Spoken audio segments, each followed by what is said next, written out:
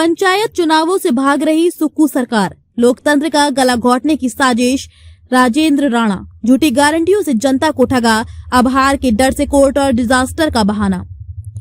हिमाचल प्रदेश भाजपा के वरिष्ठ प्रवक्ता एवं सुजानपुर के पूर्व विधायक राजेंद्र राणा ने हिमाचल प्रदेश की सुखविंदर सिंह सुक्कू सरकार पर तीखा हमला बोलते हुए आरोप लगाया है कि प्रदेश सरकार जानबूझकर पंचायत चुनावों को टालकर लोकतंत्र के मूल ढांचे को कमजोर करने का प्रयास कर रही है। उन्होंने कहा कि सरकार जनता के बीच जाने से घबरा रही है, इसलिए पहले हाई कोर्ट और अब सुप्रीम कोर्ट का दरवाजा खटखटा रही है। आज यहां जारी एक बयान में राजेंद्र राणा ने कहा कि पंचायती राज लोकतंत्र की नींव है, लेकिन सुक्कू सरकार इस नींव को ही हिलाने में लगी हुई है। उन्होंने आरोप लगाया कि चुनाव कराने की बजाय सरकार कानूनी पैंतरेबाजी कर रही है, जिससे स्पष्ट है कि कांग्रेस सरकार को अपनी जन विरोधी नीतियों का डर सता रहा है।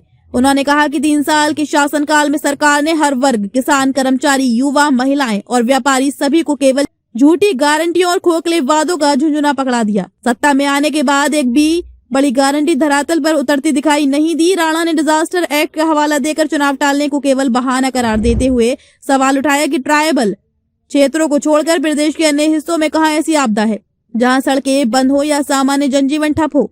उन्होंने कहा कि यदि प्रदेश में वास्तव में आपदा की स्थिति है तो मुख्यमंत्री राहत कार्यों में नजर क्यों नहीं आती।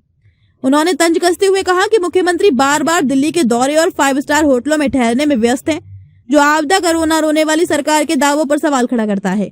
जनता मुश्किल में और सरकार आराम फरमा रही है। राणा ने कहा कि पंचायत चुनावों से बचना इस बात का प्रमाण है कि सरकार को अपनी हार साफ दिखाई दे रही है। उन्होंने चेतावनी दी कि भाजपा लोकतंत्र की हत्या नहीं होने देगी और समय पर चुनाव करवाने के लिए सड़क से लेकर सदन तक संघर्ष करेगी। उन्होंने कहा कि जनता अब जवाब मांग रही है और कांग्रेस सरकार को अपने वादा खिलाफी का हिसाब देना ही होगा। अगर ये वीडियो आपको पसंद आया हो तो चैनल को लाइक और सब्सक्राइब करना बिल्कुल ना भूलें।